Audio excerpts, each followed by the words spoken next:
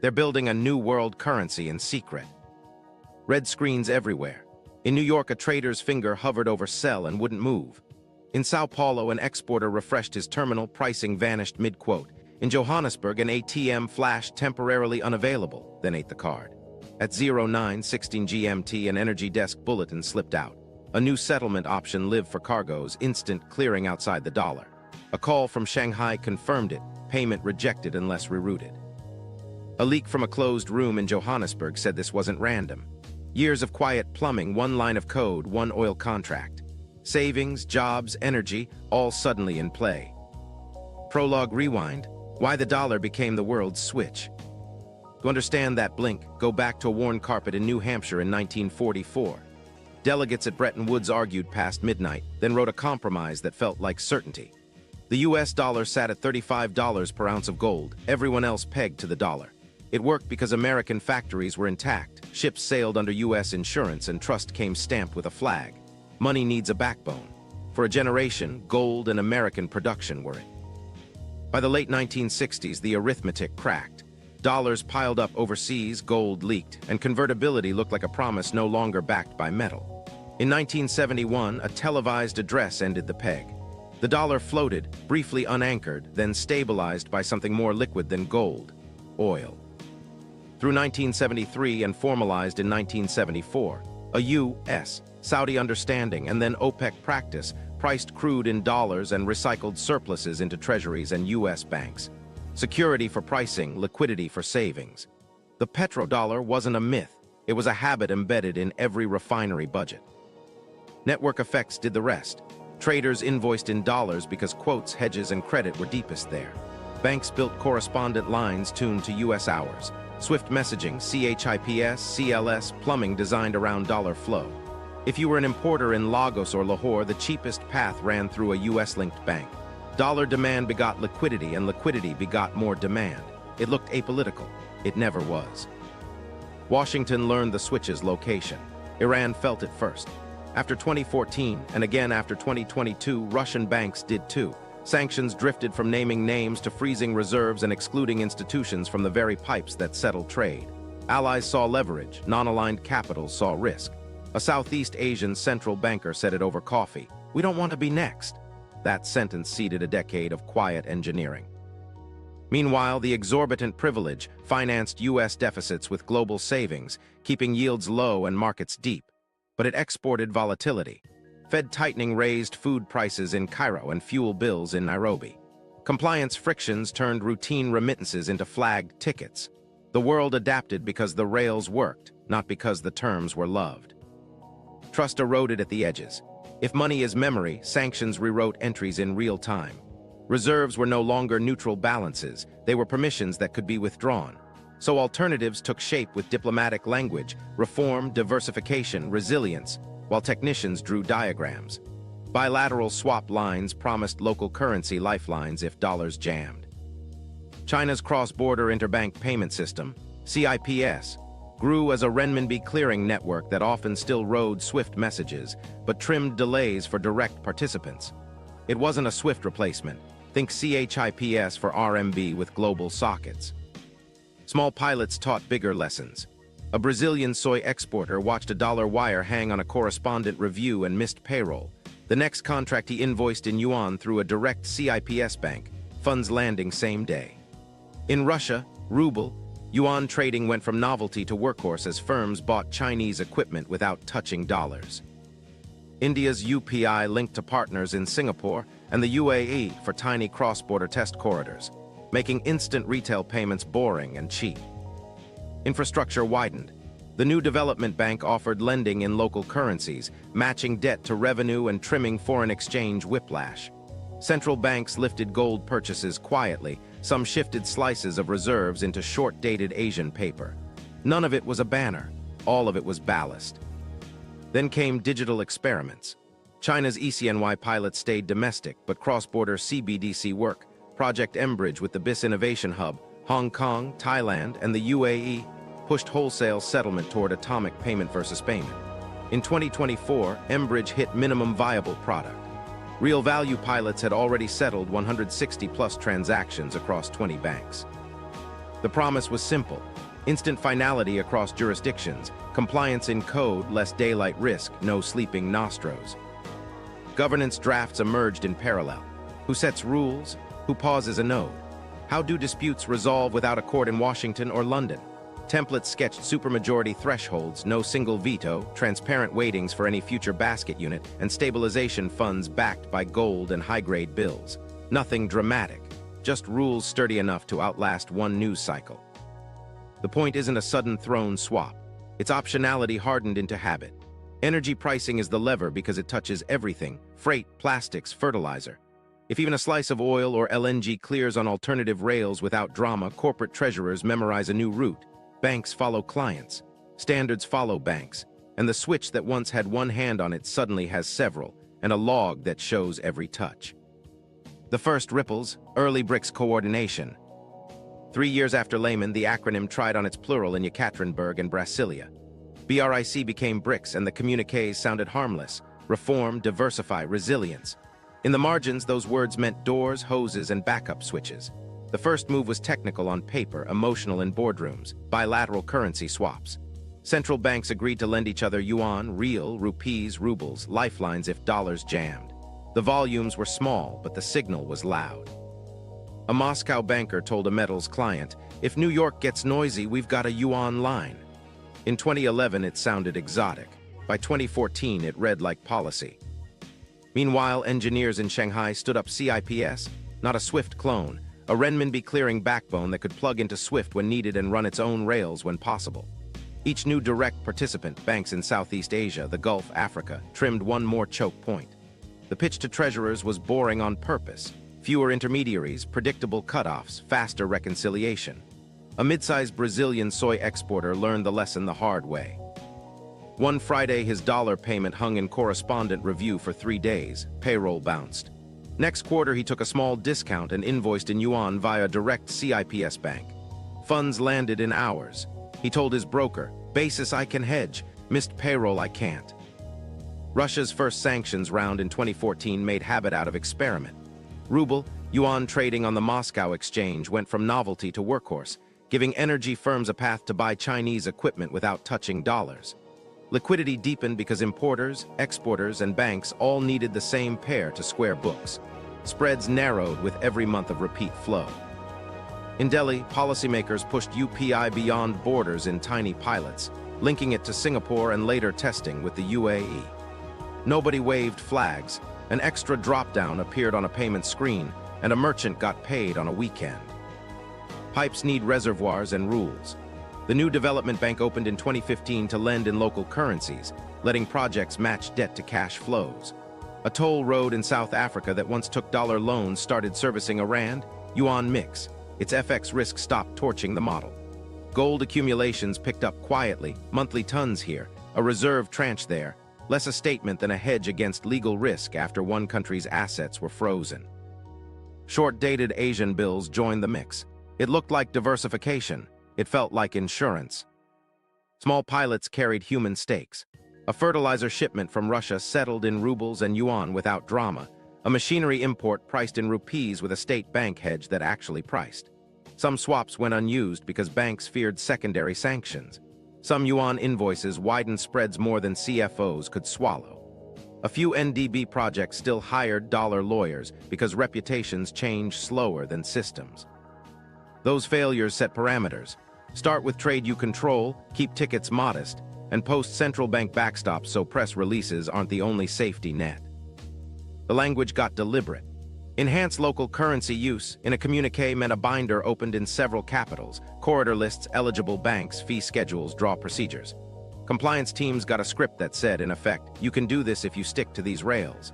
In practice, that meant a refinery CFO could split an invoice, crude leg in yuan, services in local, knowing both hedges would quote before lunch. Then came parallel rails for people. Russia's Mir kept cards working at home when Western switches flipped. India's UPI made instant payments normal, then spoke to partners across borders in limited lanes. In a few corridors, banks with Mir exposure, UPI access, and CIPS participation stitched a triangle where money moved with fewer pauses for enhanced due diligence. The experience taught a quiet truth: speed lowers fear. When wires arrive reliably, nerves cool and adoption sticks. By decade's end, a pattern replaced talking points. Not a rival empire, a parallel lane. If the old road closed, traffic could detour without crashing. The question stopped being can it work and became when do we use it? That answer arrived every time a compliance queue jammed. A Vietnamese importer tested a yuan corridor after 2 flagged dollar wires. The goods cleared, the habit stayed. A Kenyan shipper took a small fee hit to settle through a member bank on Friday night. The cargo unloaded Monday. He never switched back. What seemed ideological from a podium was practical at a loading bay. Optionality moved from theory to checklist. And in that space, between scripts and shipments, the first ripples turned into muscle memory. Building the plumbing, settlement, rails, and reserves.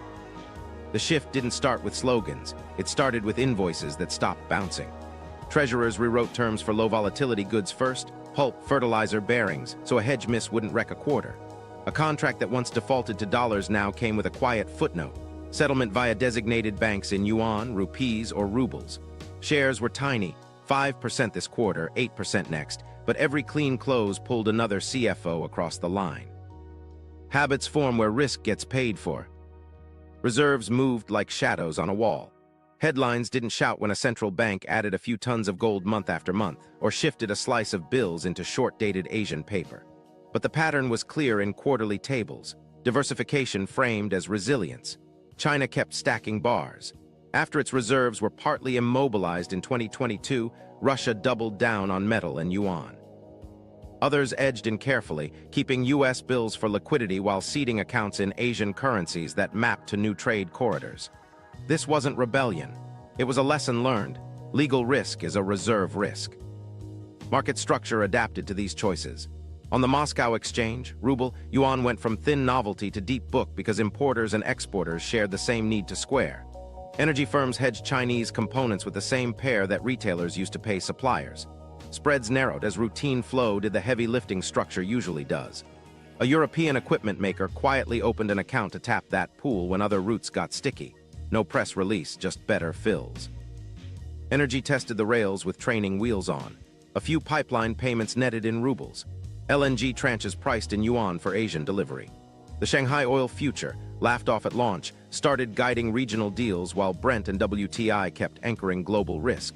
It didn't replace the majors. It added a pane of glass traders trusted on Asia hours.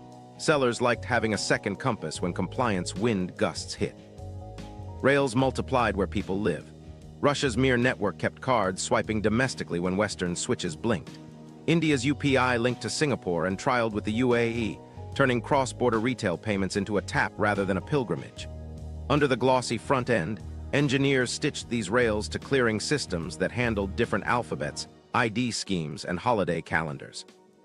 In a few corridors, UPI authenticated the payer, a local bank booked the debit, CIPS cleared the yuan leg, and nobody typed a swift field. The receipt read settled. That word matters more than any speech. Then came central bank digital currency work that mattered to treasurers, not just pilots. The ECNY stayed mostly domestic, but cross-border mBridge moved from experiment to minimum viable product in 2024, backed by the BIS Innovation Hub, Hong Kong, Thailand, and the UAE with China's DCI. They'd already run a 6-week real value pilot, 20 banks, 160-plus transactions, payment versus payment settling in seconds. The promise was pragmatic, atomic settlement so the payment and FX leg clear together with compliance checks encoded and logs immutable. No daylight risk, fewer sleeping nostros, less room for the phrase awaiting correspondent. Governance drafts were the other half of plumbing. Lawyers wrote playbooks for what code would do when things got hot, who could throttle a node, what thresholds auto-triggered swap lines, and how a dispute would resolve without a Western court order. Templates sketched a stabilization fund split in sleeves, short-term liquidity, medium-term support, and a market maker subsidy, collateralized by gold and top-rated sovereign bills from members. The phrase "no single veto" sat near the top, because nothing kills adoption like hostage politics. Gold sat under the floorboards, not as a peg, nobody wanted to relive that trap, but as collateral everyone trusted. If spreads blew out on a rollout weekend, the fund could lend against bars and smooth the move. Later, members would rebuild the pile. Traders don't need romance, They need a posted two-way quote in a storm and a receipt that won't be argued on Monday. Human beats made the engineering real. A fertilizer importer in Casablanca agreed to pay in yuan through a designated bank because his spring planting window didn't care about compliance queues. Funds arrived in hours, his hedge priced a little wide. He shrugged and signed the same terms for autumn. A West African cocoa co-op tried a rand, yuan corridor via South African bank tied to CIPS. Fees were lower than the old correspondent chain's mystery charges. When money lands on Friday, trust arrives on Saturday. Every 30 seconds of this build added something sticky. An FX pair with tighter spreads, a rail with fewer intermediaries, a reserve line item that signaled staying power, a governance rule that took drama out of crisis. None of it looked like a revolution. It looked like the day a CFO stops asking if the alternative works and starts asking for the cutoff times. That's plumbing. And once plumbing is boring, it wins. The neutral anchor, gold, commodities, or a basket. They met with spreadsheets, not banners. The question was simple and loaded. What's the neutral anchor that lets rivals settle like neighbors? Gold walked in first because it always does. It doesn't crash from a headline. It doesn't belong to any capital. After a major reserve freeze in 2022, the appeal was blunt. Legal risk can't email a vault. Russia's technocrats floated a wholesale, gold-linked stable for big tickets, bars against bytes, convertibility ring-fenced to central banks and state firms. The room liked the certainty and hated the trap. Pegs don't bend, they snap. When commodity cycles turn, defending a hard link burns reserves and credibility. Everyone at that table had lived through a cycle that punished heroes. So the gold camp softened. Not a peg, an anchor range that breathes. Bands informed by transparent references, a public gold index, volatility-based widening in storms, narrowing in calm. No single desk with its hand on the dial. The draft put changes on a clock with published formulas and an independent panel. Supermajority to adjust, logs hashed and posted. The point wasn't to sanctify metal. It was to borrow its neutrality without importing its rigidity. An African governor said what others were thinking. If I can show my parliament a rule, not a person, I can sell this. Across the table, commodity strategists pushed a broader mirror. Tie the unit's guidance to what members actually trade. Energy and industrial metals, maybe a small agricultural sleeve. Weights set by transparent public trade shares. In theory, diversification smooths shocks. In practice, volatility clusters. A refinery CFO sketched a week where LNG spikes and copper dives, netting chaos on the wrong day. The compromise kept the index as a dashboard, not a dictator. Publish it daily so nobody claims surprise. Let it inform bans and liquidity provisioning. Don't weld the price to a barrel. Lawyers kept circling back to the instrument corporates could hedge. That led to a basket, think an SDR with teeth. A synthetic wholesale unit built from member currencies, weights capped and reviewed annually, bans that discourage disorder without declaring a war on markets. No retail promise, no gold window for the public. Issuance limited to participants on the platform against collateral parked at the stabilization fund. Gold, top-rated short bills from members, and select supranational paper. Redemption was back into national currencies via pre-funded corridors, not bars in a lobby. That kept sovereignty intact and audit trails clean. Weights were the fight that needed rules before feelings. GDP was too slow, trade was fairer, financial depth mattered because liquidity saves weekends. They landed on a blend, trade-weighted core adjusted for market depth with caps so nobody crosses a ceiling, reviews on a fixed calendar, methodology published with version control. A small observer panel from neutral jurisdictions sat in the room, no vote, but eyes that could sign a memo. The aim was credibility that didn't hinge on a press conference. Governance killed the veto before it killed adoption.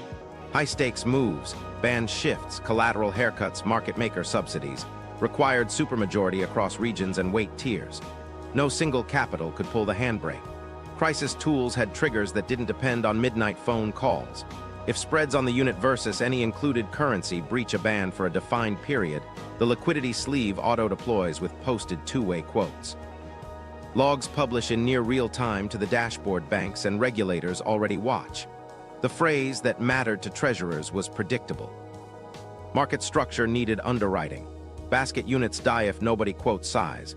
So they designated market makers, initially state-linked banks with regional reach, obligated to show minimum clips in the unit against member currencies and the majors during defined windows.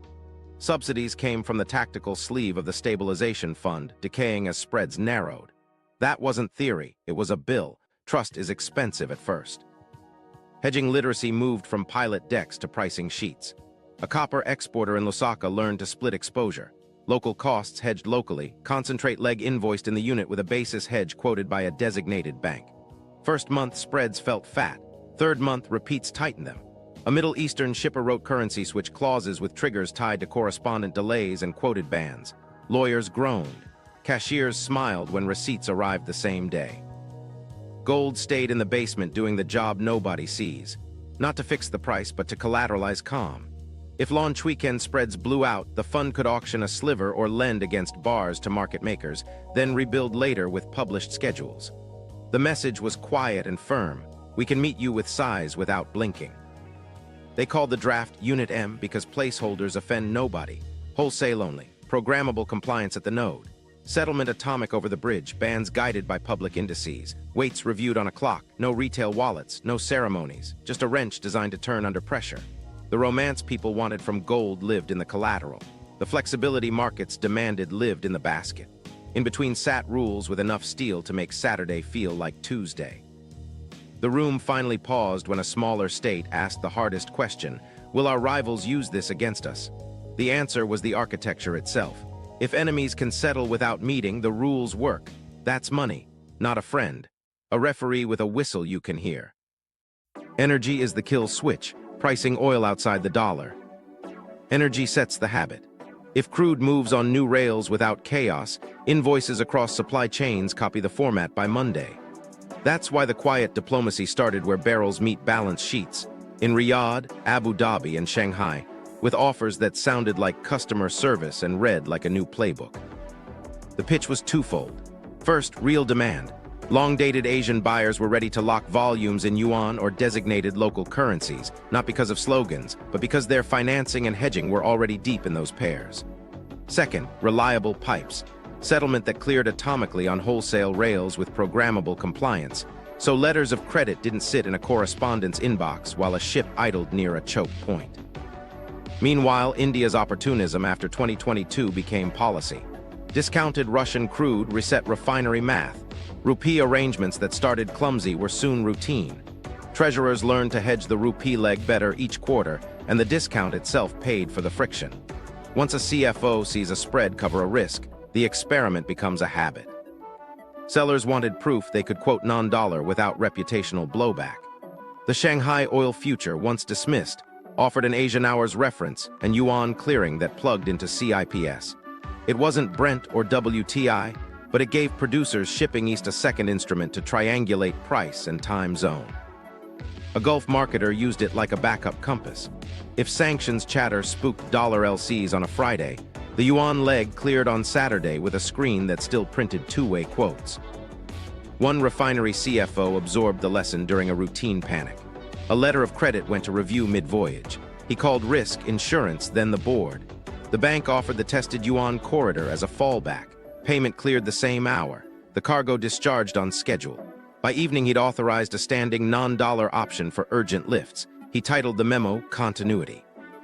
Freight and insurance adjusted quickly because they hate surprises. Marine insurers added riders explicitly recognizing alternative settlement rails. Charter parties gained clauses listing acceptable currencies and the rail to be used if correspondent channels delayed beyond a threshold. Brokers, paid to remove friction, trained desks on yuan liquidity windows, Asian holidays, and weekend mismatches, dull details that stop expensive mistakes. The stakes were obvious and human. Oil prices drive diesel for trucks, plastic feedstock for factories, fertilizer for fields. When invoices shift rails, the currency risk shows up at the pump and in the grocery aisle. If a non-dollar corridor avoids a freeze that would have spiked local prices, treasurers remember. So do voters, even if they never hear the term mBridge. Design mattered more than press releases. Early tranches were capped, eligibility tight, and hedging options pre-published. Sellers committed to post two-way quotes around defined bands through market makers subsidized from stabilization funds. Swap lines stood armed, ready to draw automatically if spreads widened beyond threshold. The message to traders was simple: you'll have a price in the storm. There was pushback. Some Western clients warned suppliers that non-dollar invoicing would invite compliance scrutiny. A few global banks stepped back from frontline roles. But Asian demand is gravity. Producers with eastbound barrels did the math. Optionality protected market share. They split the book. Dollars for legacy flows, alternatives for corridors where ships and pipes already leaned east. LNG turned into the quiet accelerant. Long-term gas contracts carry complexity that can hide smart settlement logic. Lawyers wove currency switch clauses with clear triggers. If a correspondent delay exceeds X hours or sanctions language shifts risk tiers, parties flip to yuan or the basket unit, with FX references agreed up front. Treasurers liked the predictability. Once written, those clauses migrated into crude term sheets. Technology eliminated the last excuse. A wholesale bridge at MVP, built with the BIS Innovation Hub and central banks in Hong Kong, Thailand, the UAE, and China, offered atomic payment versus payment. For an Abu Dhabi to Mumbai lift, dirham to rupee could clear alongside a pre-funded yuan leg that provided liquidity. Compliance checks fired inside the rails. If either side failed, nothing moved. Daylight risk shrank to milliseconds with logs regulators could audit. The language never taunted. Ministries called it diversification and efficiency. Central banks talked latency and transparency. Producers framed it as client service. The story avoided de-dollarization because headlines invite countermeasures. But on dealing floors, the shift was measured in spreads. Yuan legs that once priced fat started quoting inside the old fear premium, especially on Asian hours. This was the inflection the architects wanted. The moment energy could clear outside the dollar in size without drama. Once that happened, downstream contracts copied the template. Petrochemical plants split invoices, feedstock in the neutral unit, services in local, because both hedges were live. Shipping firms offered dual-rail quotes with small differentials. Banks staffed desks to make those markets because their biggest clients asked. Energy is the kill switch because it sets the habit for everything else. If a refinery can settle a million-barrel cargo on a Saturday with finality and an audit trail, a mid-size manufacturer will expect its bearings invoice to clear the same way on Tuesday. And once that expectation settles in, the currency of habit starts to change. The digital flip, mBridge, and the interoperability puzzle. While barrels were learning new habits, engineers were removing the last excuse. Operations can't handle it. Project mBridge wasn't a press event. It was a build log that, by mid-2024, hit minimum viable product. Wholesale only. Central bank nodes. Design goal, instant, final, cross-border settlement with payment versus payment so no one holds daylight risk. The BIS Innovation Hub, Hong Kong, Thailand, the UAE, and China's Digital Currency Institute did the unglamorous part. Turning pilots into rails banks could actually book. Here's what that means in the wild. A buyer's bank in Mumbai initiates a payment to a seller's bank in Abu Dhabi. On the bridge, two legs move together, dirham against rupee with a pre-funded yuan liquidity sleeve ready if depth thins. If either leg fails compliance at its node, nothing executes. If both pass, settlement finalizes in seconds. No sleeping nostros, no awaiting correspondent. The receipt carries a timestamp and a hash auditors can verify. For treasurers, that's the difference between calling legal and hitting send. Interoperability turned a prototype into plumbing. mBridge doesn't try to replace everything. It plugs into what exists. CIPS handles the yuan leg when it's in the flow. UPI authenticates payers in narrow corridors. Legacy cores still do end of day. The trick was translation. Messages export in ISO formats banks already digest. A Thai bank books the transaction in its old ledger while the real settlement happens on-chain between central bank nodes. Front offices see familiar screens. Back offices reconcile without a war room. Risk managers watch exposure shrink in real time. Compliance lives inside the rails. Each jurisdiction runs a rulebook at its node. Sanctions lists on a clock, thresholds and analytics, capital control flags that trip automatically. Programmable compliance sounds like a slogan until a payment hits review, and the reason returns in milliseconds instead of days. Logs are immutable, shared under pre-agreed access with supervisors, and granular enough that "why was this blocked?" gets an answer, not a story. That's how you blunt the argument that alternative rails are dark alleys. Critics warned it would be a sanctions evasion highway. The architects hardened the perimeter with visibility. Wholesale access only, known banks, known nodes. Every transaction writes a signed record visible to participating central banks. You can geofence corridors, cap sizes, rate limit nodes, and if needed, shunt a misbehaving participant to quarantine with bigger haircuts. The deterrent isn't rhetoric, it's the certainty that the audit trail exists and the throttle works. A human beat explains why the tech mattered. In Hong Kong, a developer found a bottleneck in a smart contract loop and cut latency by half. It read like a JIRA ticket, it landed like a policy. A compliance officer in Bangkok watched a synthetic test flag properly, fix fast, and clear on the next block. She wrote one word in her memo, predictable. That word sells more change than any communique.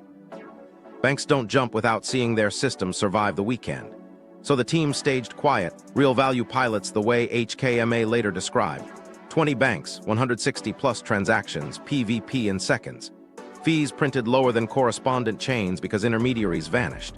FX spreads tightened where depth existed, and where it didn't, designated market makers quoted inside the fear premium, backed by stabilization subsidies that decay as volume repeats. CFOs don't love novelty, they love repeatable quotes. The bridge also thought in calendars, not just code. Cutoffs across time zones, holiday mismatches, batch cycles for legacy systems. mBridge scheduled maintenance like airlines announced delays and posted status dashboards with uptime, throughput, and average settlement times. Boring on purpose. The more it looked like a utility, the less it looked like a bet. Interoperability wasn't a China-only story. The ECB noted that most CBDC projects remain domestic, but a growing share explores cross-border use. Meanwhile, mBridge was the one that actually reached MVP. That mattered to fence-sitting regulators in Southeast Asia and the Gulf. They could authorize limited corridors with caps and reporting, tell banks to use it for defined trade lanes, and keep supervisors in the loop with live logs. CIPS remained what it is, a renminbi clearing spine that often still rides swift messaging. mBridge didn't fight that, it docked to it. Governance solved trust more than throughput. The Johannesburg rulebook hammered out who can pause a node, what supermajority adjusts bans, and how disputes resolve on platform without a Western court. No single veto. Automatic triggers tied to spreads and volumes. Collateral lists that say yes to gold and top-rated bills, no to creative assets. Banks need rules that beat rumors. This gave them one. And there was a placeholder waiting. A Unit M smart contract template coded to issue a wholesale basket unit against collateral, transfer on the bridge, redeem back into national currencies via pre-funded corridors, and enforce bans guided by public indices. No retail promise. No magic peg, just a socket ready for when politics caught up with operations. Engineers do this, build the port before the ship docks. So when energy desks asked, can ops handle a flip at 0300? The answer became operational. Payment versus payment, compliance in code, interoperability with what you already run, predictable cutoffs, posted backstops. A receipt no one argues on Monday. The digital flip wasn't a drum roll. It was a green light that stayed green long enough for habits to change. The Johannesburg meeting, rules of the new club. Doors shut, phones in trays, translators whispering. The agenda in Johannesburg didn't waste a minute. If this thing was going to live through a headline, it needed rules that beat panic. The first fight was membership. Expansion invites sat ready. Saudi Arabia, the UAE, Egypt, Ethiopia, Iran, because pipes, choke points, and energy volumes ran through them. But they didn't wave anyone in. A matrix on the wall set baselines. Minimum KYC capacity, sanctions screening nodes with audit logs, capital commitments to a stabilization pool, and operational uptime guarantees. If a candidate couldn't run programmable controls or staff a compliance unit that answered the phone on weekends, the answer was not yet. Voting weights turned the room hot. GDP was too blunt. Population didn't map to liquidity. They landed on a blend that bankers could defend, trade share through the rails plus financial depth, capped so no one crossed a ceiling. Regions got tiers, chairs rotated every 2 years. For moves that could bend the spine, adjusting bands, tapping collateral, pausing a node. It wasn't unanimity. It was supermajority across regions and weight classes. One minister, scarred by veto politics elsewhere, leaned forward. Write no single veto at the top. They did, in ink thick enough to scan on a bad copier. Disputes needed a court that wasn't a court. They built one into code.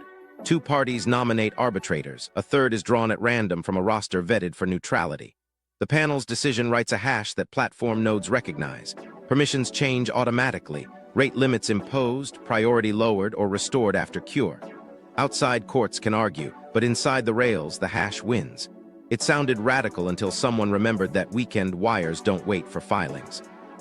Stabilization was the spine that sold this at home. The fund split into 3 sleeves.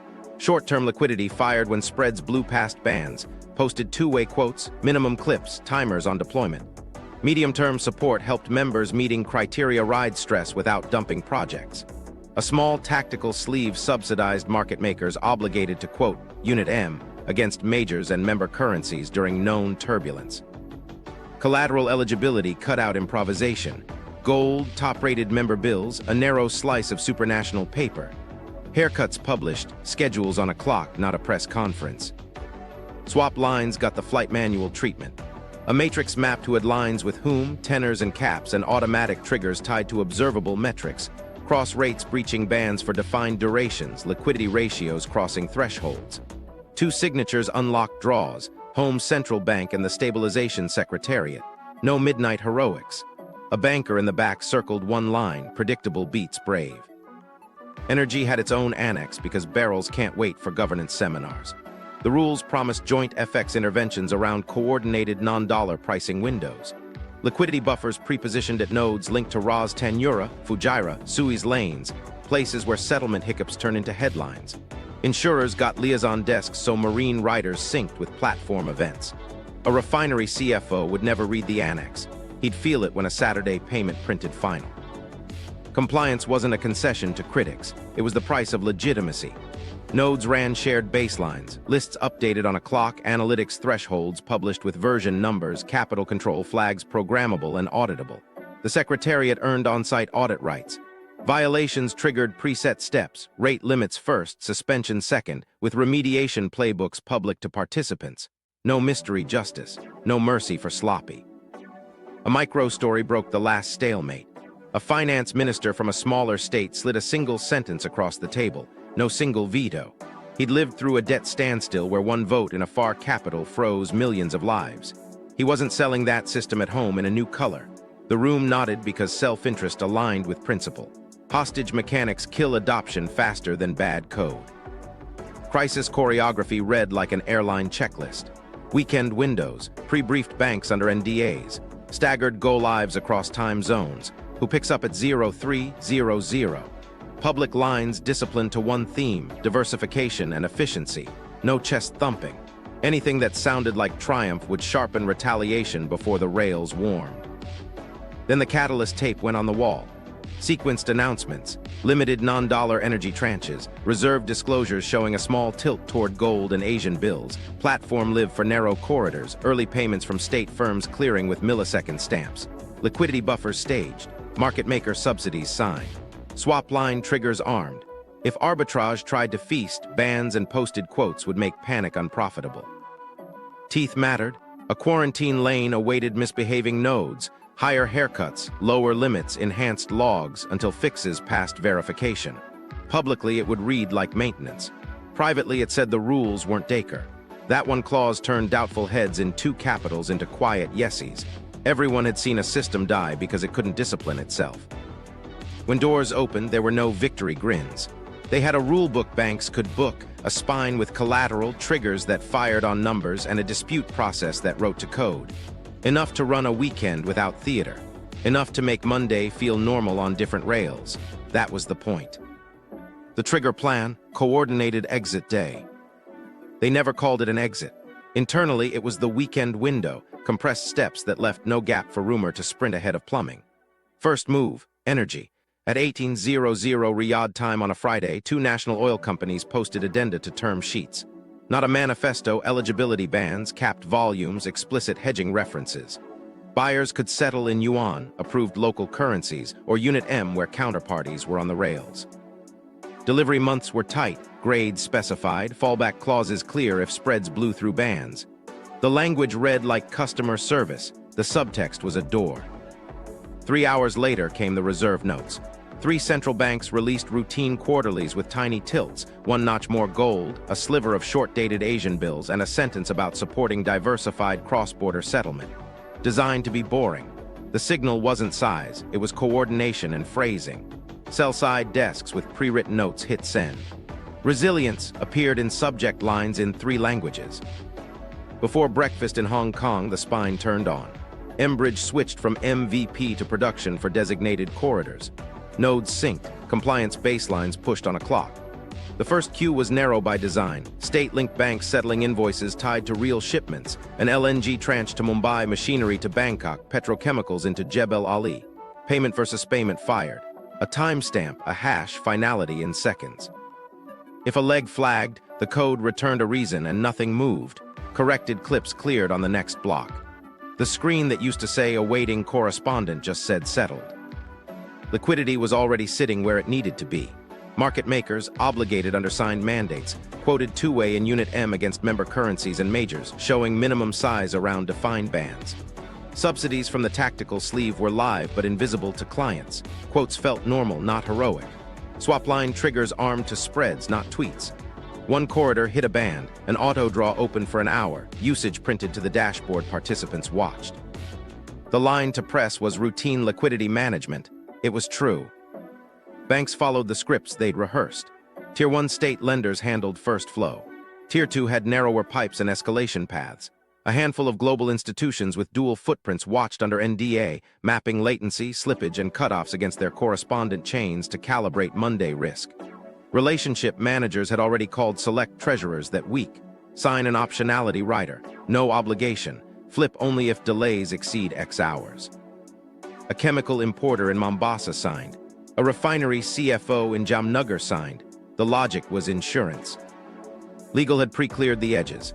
Invoices carried a clause. Settlement currency may switch to Unit M or designated local currencies upon mutual consent if correspondent delays exceed the threshold. Hedging references were pre-published.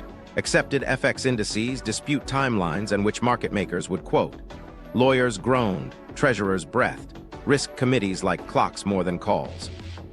Retail spillover had a cover story because it always does. ATM networks preloaded a maintenance message in case a corridor hiccuped. Airport FX booths had envelopes and scripts, system upgrades normal by Monday. Caps were staged for 48 hours only if needed where needed. Most didn't trigger. The rumor did its usual lap. Lines formed in 2 spots and dissolved when cards worked. The point was to deny panic a photo. Media discipline held. Energy ministries talked efficiency, faster clearing, lower fees, fewer daylight gaps. Central banks said diversification like a metronome. No one used de-dollarization. No one said new order. If a microphone drifted towards spice, it was moved back to latency and audit trails. Monday would be hard enough without adjectives. Arbitrage tried to bite and met dull teeth. Basis in cross-currency swaps widened on weekend thinness, then ran into posted size from designated banks. A fast money desk leaned on the Unit M, dollar synthetic and met stabilization bands. Spreads didn't collapse, they stopped getting worse.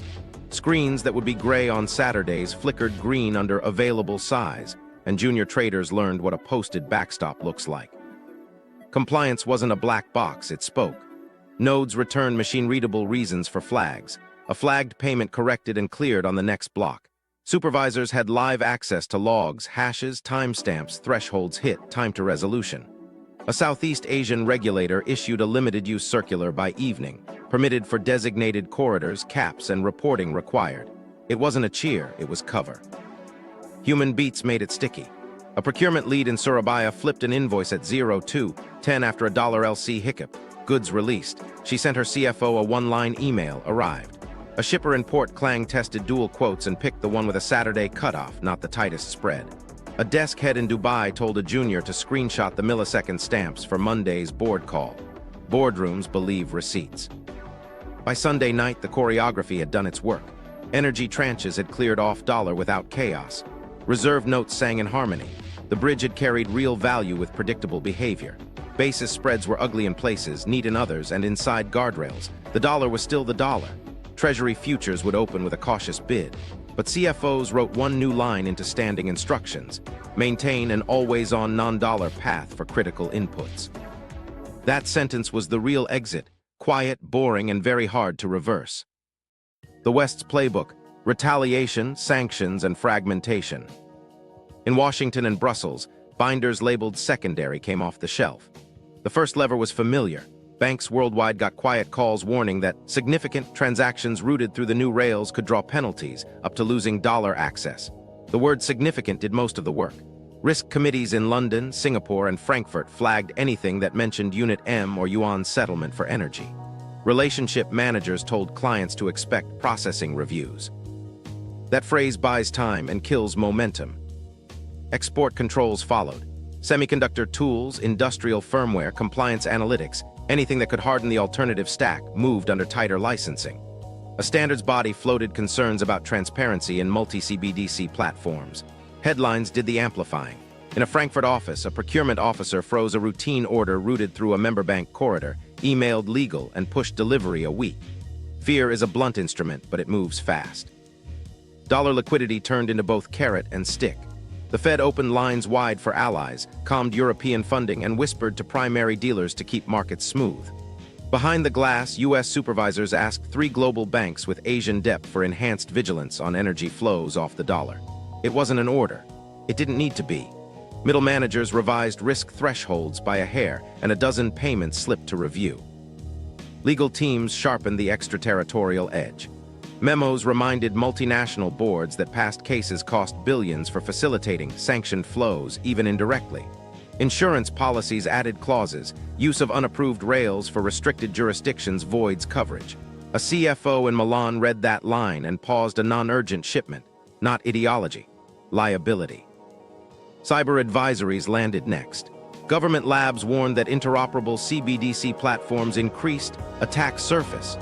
Regulators asked fence-sitting central banks for clarifications about node security, audit access, and data retention. The point wasn't to prove risk. It was to widen the gray area where compliance officers recommend caution.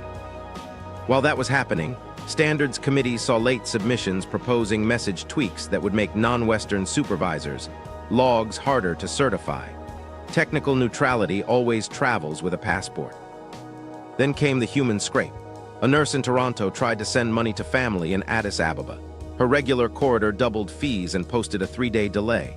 An app offered a cheaper route via a member bank tied to the new rails, but her bank flagged it. The transfer arrived late and lighter. She didn't read communiques, she switched apps on payday. Diaspora corridors are where fragmentation becomes a kitchen table story. Ports felt it. A terminal in Valencia added a document requirement for invoices that listed Unit M. A merchandiser in Casablanca got asked for an extra compliance attestation because a supplier flipped settlement rails mid-contract. Insurance brokers started quoting an alternative rails usage, rider priced like teenage car insurance, expensive, until underwriters built actuarial tables. Logistics software updated overnight. Green corridors flowed through Western rails. Amber carried dual-path traffic. Red required manual review and higher fees. Dispatchers stopped debating ideology and started routing for uptime. But pushback had limits. Energy had to move. So public lines praised integrity and rule of law. Private calls agreed on carve-outs for humanitarian goods and critical inputs. A European finance minister told a counterpart, "We posture Monday and fix Thursday." Markets translated that into spreads that blew out, then narrowed as lawyers found the same exemptions. Meanwhile, the new stack countered with visibility. Compliance nodes published live stats, flagged percentages, time to resolution, false positives. Supervisors in Southeast Asia and the Gulf got dashboards with hashed logs. One regulator allowed limited use for designated corridors with caps and reporting. It wasn't a green light. It was keep it tight and tell us everything. That's how alternatives survive opening week. Global banks split their houses. Western stack here, BRICS adjacent stack there, thick walls in between. Internal memos created 2 lexicons for the same function. Payment ops ran on both sides. Compliance sat in the glass room deciding which door each transfer used. It looked clumsy. It worked enough. People adapted in increments. Importers built delay costs into quotes. Truckers demanded fuel surcharges indexed to new basis moves. Small businesses opened second accounts at banks rumored to have smoother corridors. Families installed one more wallet app, then set alarms for hours when cross-border clears were fastest. Behavior moved before policy. Two-speed globalization took a shape you could draw. One lane hugged Washington and Brussels for insurance and deep markets. The other stacked redundancy with Riyadh, Shanghai, Mumbai, and Dubai for continuity on noisy weekends. Between them, narrow bridges, expensive, monitored, and slow. The dream of one web of money shrank to an archipelago with ferry schedules. Retaliation didn't stop the habit from forming, it priced the habit. Firms with eastbound cash flows paid the learning spread and kept going. Banks staffed small desks to quote unit M pairs because their best clients asked. Regulators in neutral hubs wrote circulars that said yes, but only here, only this big, and only if we can see it. That's how a split becomes normal, rules around rails, not speeches around flags. And under it, the quiet rule still held. The rail that clears by dinner wins the invoice. Everything else is commentary. Human fallout, jobs, savings, prices, and daily life. You feel the change before you read about it. A trucker in Durban fills up and watches diesel jump enough to erase his week's margin. Dispatch tells him to combine routes, no idling, tighter windows. Deliveries slip. A supermarket trims orders and drops the promo tags. The sign on the shelf says, supplier adjustments. That's how a currency basis becomes dinner. Importers make the pivot under duress. A Nairobi electronics wholesaler has a dollar wire kicked to review, cartons stuck in customs, payroll due on Friday. His bank offers an alternative corridor with a higher fee and a faster clock. He signs, pays in yuan through a member bank, and moves the goods. On Monday, he raises prices mid-month and loses a long-time client who can't pass costs on. 2 staff lose overtime. Nobody mentions geopolitics. They mention school fees. Savings wobble quietly. A couple in Kuala Lumpur checks their statement. Their dollar ETF dips, short-dated local bills and a sliver of gold tick up. Their advisor calls it diversification drift. They hear your safe thing isn't as safe. In Johannesburg, a retiree's CD payout buys less because imported goods reprice and the rent on a generator just went up. Temporary, the banker says. The trolley says otherwise. Treasury floors rewrite muscle memory. A mid-market exporter in Casablanca splits invoices for the first time, local currency for labor and logistics, unit M for feedstock, because both hedges finally quote inside last quarter's fear premium. The basis isn't pretty, but it's on the screen. Their CFO learns the new cutoffs, the dullest knowledge in the world until a Friday wire lands in time. Jobs move with liquidity. A port-adjacent warehouse in Jebel Ali adds shifts because alternative rail cargo clears reliably on weekends. An inland hub in a red corridor drops overtime as processing reviews stretch deliveries by days. A forklift driver swaps to a courier that learned the fast lanes. He doesn't change politics, he changes hours. Remittances take the punch most directly. A nurse in Toronto tries her usual app to send money to Addis Ababa. Fees double, an extra day appears. A new app advertises instant via approved partner banks. Her bank flags the transfer and releases it after questions she can't answer. It arrives late by less. Next month, she staggers payments across 2 routes and sets alarms for the hours when clearing seems kinder. That's how households learn settlement windows. Landlords and tenants ride the rate ripple. In Manila, a floating rate mortgage resets on the wrong week. The landlord nudges rent. A tenant leaves. The landlord's mother needs a clinic visit. The cushion thins to a line. In Sao Paulo, a small factory owner renegotiates terms. 45 days shrinks to 30 if he uses the corridor that cleared last time. He agrees because his supplier lives on diesel. Fintech turns from novelty to toolkit. A Dhaka importer downloads a bank wallet rumored to quote better on yuan legs through a designated bridge node. The first invoice settles same day with a fee she can see. She moves 20% of payables without announcing it. A freight forwarder hosts a webinar, split invoices, hedge the fuel surcharge in M, watch the Tuesday window. Clients who mocked the jargon last year now ask for the slide deck. Risk appetite shrinks at the edges. A freelance designer billing in dollars gets asked for dual invoices, one in local currency, one on the new rail, with a discount to offset the client's bank fee. He says yes and makes less. A boutique bank that skimmed fat correspondent spreads watches them compress as rails bypass intermediaries.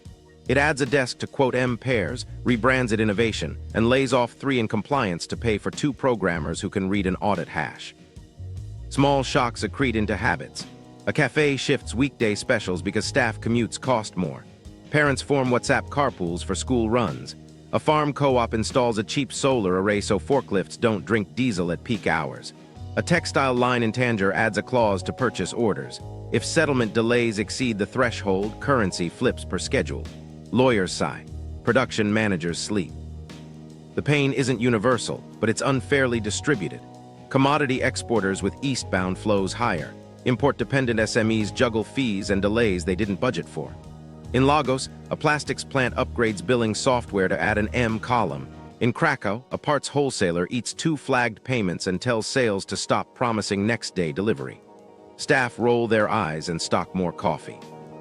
Governments try to sand the edges. A Southeast Asian regulator authorizes limited bridge use for specific partners with caps and reporting, then publishes a dashboard of flagged transactions and time to resolution. The public ignores the metrics. Traders don't. A finance ministry in North Africa announces fuel rebates that arrive 2 months late. Truckers slap the surcharge on anyway. And yet things don't collapse. Shelves refill thinner.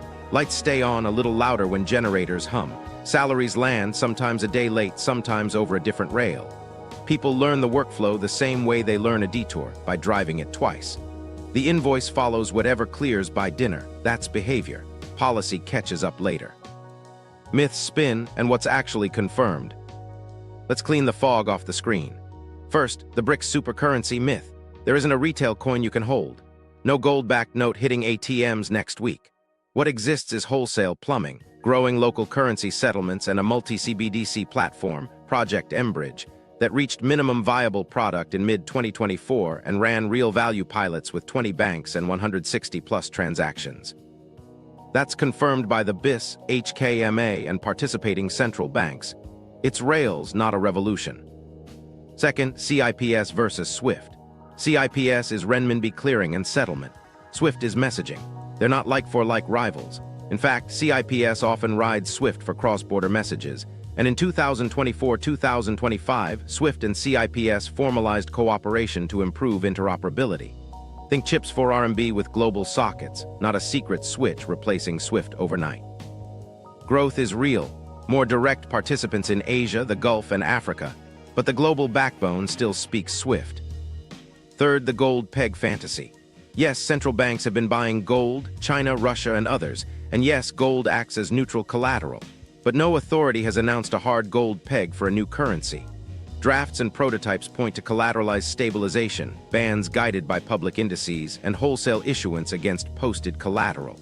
Gold is ballast and backstop, not a redemption window for the public. Fourth, the petrodollar ended last night. No, the dollar still prices and clears most oil. What's true is optionality, limited tranches of crude and LNG invoiced in yuan or local currencies, and contracts with currency switch clauses. Shanghai's oil contract has gained regional relevance, particularly for eastbound deliveries and Asian hours.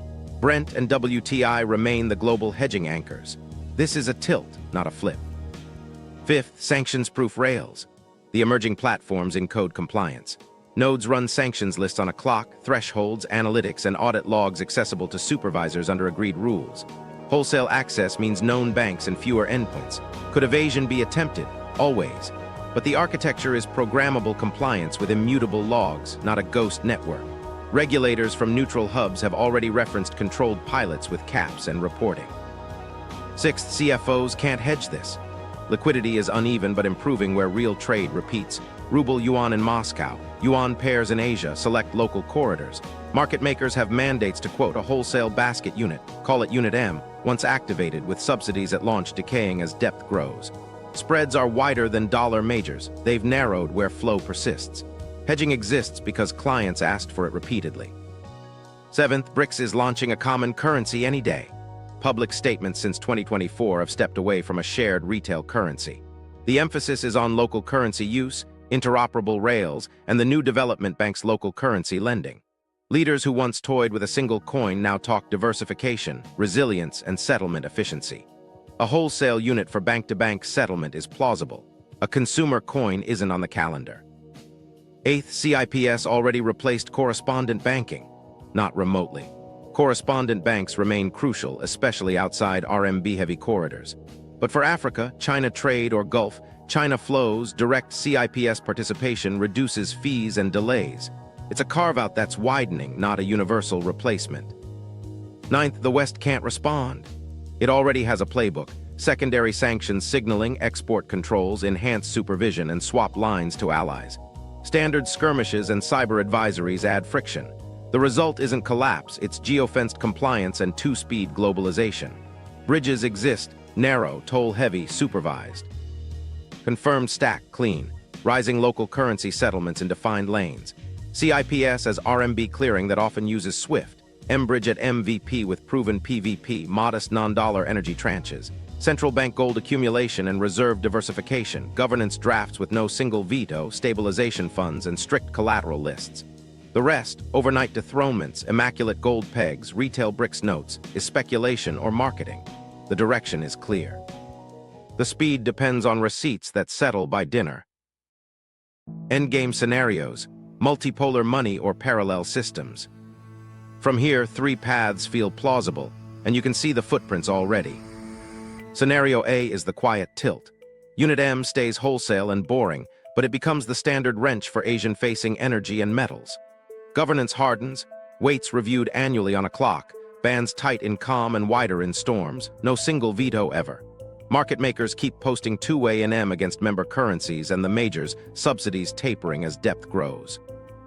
An Abu Dhabi shipper invoices 2 LNG tranches a quarter in M. A copper exporter in Lusaka adds an M clause with defined triggers. A refinery in Jamnagar splits. Crude leg in M, services in rupees. Hedging moves from pitch to routine. Spreads narrow where flows repeat. Auditors get clean logs. The dollar still seats the head of the table, but M sets the cutlery in lanes feeding Asia's factories. Winners are producers with optionality, hubs that clear both stacks. Dubai, Singapore, Hong Kong, and fintechs that turn M quotes into hedges you can read. Losers are firms trapped in covenants that forbid non-dollar settlement and banks that lived on correspondent spreads. Policy gets practical. Reserves tilt a touch toward gold and Asian bills, local markets list M-linked hedges, and compliance nodes are treated like national infrastructure. The world doesn't flip, it leans.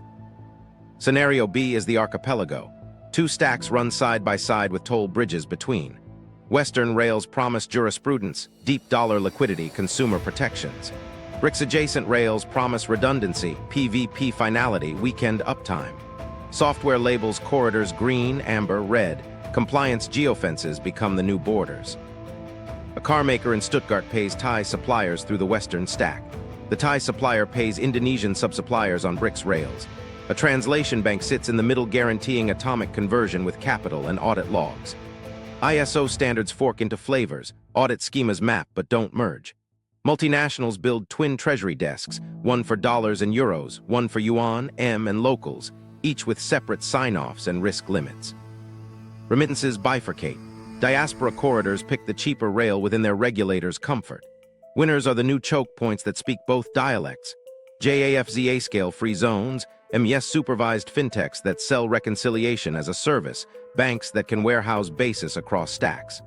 Commodity states arbitrage basis, term volumes priced on one rail, spot on the other. Losers are mid-tier economies forced to pick a lane by sanction risk, and SMEs that can't afford 2 sets of lawyers. Policy formalizes the split, dual licensing regimes, sandbox treaties for cross-stack pilots, sovereign translation desks at central banks with posted SLAs. The dream of one web shrinks to islands with ferry schedules. It's manageable, but it's slower and pricier for anyone without scale. Scenario C is the lurch. A shock, maybe a treasury market tantrum, maybe a fresh sanctions volley forces a 2-week sprint. Swap lines run hot, stabilization sleeves fire, energy sellers invoke currency switch clauses, mBridge volumes spike, then settle higher. The Fed calms dollar funding, the dollar keeps its primacy, but board minutes in 100 companies gain the same sentence, always keep a live non-dollar path for critical inputs. Reserve managers formalize the drift they began years ago. Gold a bit higher, Asian bills a bit more, treasury still core but less singular. Winners are firms that rehearse the flip and banks that pre-funded liquidity in the right pairs. Losers are those who assume the old road never closes. Policy codifies contingency. Automatic corridor switches in contracts, pre-approved caps on wholesale bridge use, joint drills with supervisors so a Saturday payment prints final without a memo war. Across all 3, human stakes don't change. Truckers still chase diesel index to new basis moves. SMEs still choose the rail that clears by dinner. Diaspora families still find the window where fees dip and approvals stick. The scoreboard does change. Hubs that clear both ways become vital. Fintechs that make compliance legible across stacks gain leverage. Commodity producers that embed currency optionality climb a tier in negotiations. Debtors with mismatched currencies feel tighter spreads if they pick the wrong lane. Creditors charge for stability they underwrite with gold and bills. There's an edge case worth watching, the first true translation bank at scale. A regulated broker in Kuala Lumpur guarantees atomic conversions across stacks with its own capital, programmable escrow, and audited logs. It starts by serving mid-market traders in Port Klang, then wins a mandate to hedge split-rail gas invoices for a state utility. One SLA, two worlds. If that model scales, the archipelago feels less like islands and more like bridges you can schedule. What decides the path won't be speeches. It'll be receipts. If Unit M settles energy calmly, Scenario A expands. If compliance geofencing hardens, Scenario B is the floor. If a shock scars boardrooms, Scenario C cements optionality as policy. Reliability wins. The rail that stays boring under stress gets the invoice every time. The story they'll tell: legitimacy, fairness, and stability. Public lines will stay calm on purpose. Officials will say this is housekeeping, clearing faster, lowering fees, and reducing single-point failure. The words they'll repeat are sovereignty, fairness, and stability. Sovereignty means no foreign switch can freeze your economy mid-sentence. Fairness means pricing reflects actual trade, not politics. Stability means redundancy so a headline doesn't become a food price.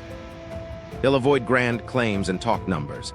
Latency down from days to seconds on designated corridors. Lower error rates because compliance lives in code with audit trails. More direct access for banks in regions Western correspondents exited. A central banker will say, payments shouldn't depend on a press conference, and then point at dashboards, uptime, flag percentage, time to resolution. The moral won't be ideology, it'll be receipts. Legitimacy will ride on governance. No single veto. Supermajorities across regions and weight tiers, methodology for weights published with version control, bans guided by transparent indices, stabilization funded with real collateral, gold and top-rated bills, haircuts posted. Disputes resolved by panels whose decisions write a hash that nodes recognize. If a node misbehaves, rate limits apply automatically. When fixed, restoration follows a checklist. That's how they'll sell trust, rules that survive personalities. They'll introduce Unit M without fanfare, wholesale only. A settlement tool with narrow scope and clear guardrails, issued against collateral to participants on the bridge, redeemed back into national currencies via pre-funded corridors, bans informed by public indices, logs immutable. Not a savings instrument, not a retail wallet. A wrench for builders. The subtext is simple. We learned from every institution that lost trust by hiding rules. You'll see merchant demos, not rallies. A textile co-op getting paid on Saturday with millisecond stamps. A clinic receiving antibiotics with no correspondent queue. Small business hotlines staffed for onboarding and hedging basics. University short courses teaching treasury teams how to price basis and split invoices. Public dashboards with boring metrics updated on a clock. Boring is the point. The Western counterstory will lean on security, jurisprudence, and consumer protection. Officials will say deep markets, independent courts, and chargeback rights are insurance worth paying for. They'll warn about evasion risk and then accelerate their own upgrades. Instant domestic rails, improved cross-border pilots, stronger fraud remediation. The message to households will be continuity. The message to corporates will be certainty with compliance cover. Both sides will court social license. Privacy advocates will ask about surveillance in programmable compliance. The answer that sticks won't be speeches. It'll be minimization by design, narrow retention windows, third-party audits, and visible rollback when thresholds overfire. Sanctions advocates will push for extraterritorial rigor. Courts will be asked to draw lines. Supervisors will ask for access. The platform's answer will be logs and gates, not promises, proofs. Multinationals will write letters to investors that sound like duty. Currency-neutral operations, diversified settlement paths, twin dashboards for Western and BRICS adjacent stacks, audits on both. They'll show one human vignette, a supply chain that didn't break because an invoice flipped rails at 0300 and still cleared. Optionality framed as fiduciary responsibility travels better than ideology. Expect rituals that make it feel normal. A quarterly weight-setting session you can watch. An annual report on stabilization deployments with amounts, triggers, and repayment schedules. Version compliance baselines with changelogs. Maintenance windows announced like airline delays. The theater will be procedural, not patriotic. Money likes rituals because rituals create memory. Under stress is where the story either earns trust or dies. If a corridor jams on a holiday and the stabilization sleeve posts two-way quotes, closes spreads, and publishes the log, legitimacy grows. If a misbehaving node hits quarantine and returns after fixes, governance feels real. If disputes resolve on platform while courts argue off-platform, predictability beats drama. They'll avoid the word de-dollarization because it invites a fight they don't need. They'll say diversification and resilience and keep pointing to receipts that settle. The quiet promise is reliability without taunts. The quiet bet is that businesses will choose the rail that clears by dinner and keeps clearing when headlines get loud. That's the story they'll tell, and if the rules keep beating rumors, it won't sound like a story. It'll sound like the new normal. Return to the blink, what actually happened that day. The morning didn't start with fireworks. It started with a nudge. At 18:00 in Riyadh the night before, two producers had quietly posted term addenda. Limited tranches of crude eligible for settlement in yuan, approved local currencies, or Unit M, tight bands, explicit hedging references, fallback clauses if spreads blew through thresholds. Eligibility lists looked like spreadsheets, not manifestos. Desks in Singapore, Dubai, and Mumbai read them, circled quantities, and messaged, real, small, live. 3 hours later, reserve disclosures from 3 central banks landed with language they'd workshopped to death. Resilience, diversification, support for cross-border settlement efficiency. The tilt was measured in basis points and tonnage, not drama. Still, models blinked. A couple of macro funds shaved Monday's dollar long by a hair and tightened assumptions on Asian hours liquidity. No one sent a victory email. They adjusted exposure. Saturday in Hong Kong, mBridge flipped from MVP to production on designated corridors. Nodes synced. Compliance baselines pushed on a clock. State-linked banks queued real invoices. An LNG tranche from Abu Dhabi to Mumbai, a machinery shipment into Bangkok, a petrochemical parcel through Jebel Ali. At 09:12:07, a payment versus payment fired. At 09:12:09, it finalized. Dirham versus rupee with a pre-funded yuan sleeve smoothing depth. The receipt carried a hash, millisecond timestamp, and a line that mattered most, settled. Market microstructure tried to test the seams and found rails. Cross-currency basis widened in weekend thinness, then hit posted size from designated market makers quoting inside the fear premium, subsidized from a stabilization sleeve designed exactly for this window. A fast money desk leaned on the dollar synthetic until bands and two-way quotes made the trade unprofitable. Screens in Dubai that would be gray on a Saturday flickered green under available size. A junior saved the screenshot for Monday's deck. Banks followed scripts they'd rehearsed in deadpan drills. Tier 1 lenders took the early flow. Tier 2s had narrow pipes and escalation trees. A handful of global houses watched under NDA, mapping latency, slippage, and cutoffs against correspondent chains so their risk notes wouldn't guess. Relationship managers had signed optionality riders with select treasurers midweek. Flip only if correspondent delays exceed the clause threshold.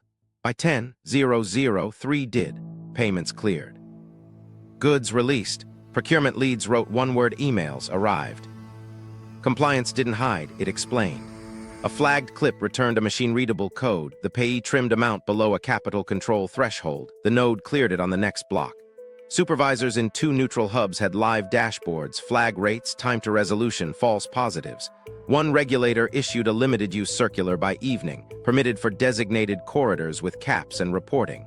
It wasn't an endorsement, it was air cover. Human beats kept score. The trader from our opening finally clicked sell, took a small loss, then bought back half and went flat. The Brazilian exporter who'd missed payroll years earlier watched a mid-sized invoice land in under a minute and messaged his broker, "Keep the option." In Johannesburg, an ATM flashed the preloaded maintenance message for 20 minutes, then normal screens returned. A local camera crew filmed a short line and left for a football match. Central banks stayed on rails, not phones. Swap line triggers tied to spreads auto-drew on one corridor for an hour, printed usage to the Secretariat dashboard and shut. A press line said routine liquidity management, and for once it wasn't spin. Insurance liaisons pushed rider updates to marine desks, acknowledging alternative settlement without rewriting risk pools. The point was continuity, not conversion. By Sunday night, the weekend had done its job. Off-dollar energy tranches cleared with receipts that auditors could trace. The bridge behaved like plumbing, predictable, boring, visible. Basis spreads were untidy in places, tidy in others, and inside guardrails. The dollar didn't fall, Treasury futures opened in Asia with the kind of cautious bid you only notice if you stare. But CFOs in rooms without microphones wrote one new line into standing orders. Always maintain a live non-dollar path for critical inputs. That sentence is the blink, quiet, reversible on paper, irreversible in habit. Meaning and next steps. That weekend proved a simple rule. The rail that stays boring under stress gets the invoice, and habits follow invoices faster than speeches. If you want the levers behind what happens next, subscribe now and watch our deep dive into the governance and tech that keep these rails upright. Want the personal playbook for protecting savings and cash flow when currencies fight? Cue up the next episode. We'll show you the moves that actually land by dinner.